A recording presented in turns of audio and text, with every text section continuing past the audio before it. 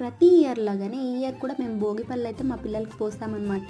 ఇది ఆచారం లాగా వచ్చేదనేం కాదు, ఎవరైనా చేసుకోవచ్చు. 1 ఇయర్ నుంచి 11 ఇయర్ పిల్లలకి ఎవరికైనా పోయొచ్చు అనమాట. ఇది పోయడం వల్ల వాళ్ళకి బ్రహ్మజ్ఞానం అనేది కలిగి నరదృష్టి అనేది వెళ్ళిపోతుంది అనమాట. పిల్లలు చాలా యాక్టివ్గా ఉంటారు ఇవి పోయడం వల్ల అని నమ్ముతారనమాట.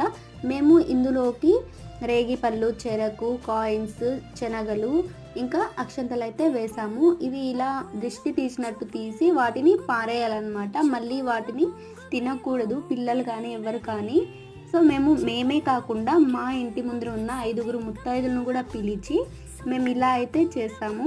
దిష్టి వాళ్ళ దగ్గర కూడా తీపిచ్చామన్నమాట. ఇలా చిన్న చిన్నవి కూడా పిల్లలకి చేయడం వల్ల వాళ్ళు ఫుల్ యాక్టివ్గా ఉంటారని మేమైతే నమ్ముతాము. మీరు కూడా మీ పిల్లలకి భోగిపళ్ళు పోసారా? ప్లీజ్ కామెంట్ అయితే చేసేయండి.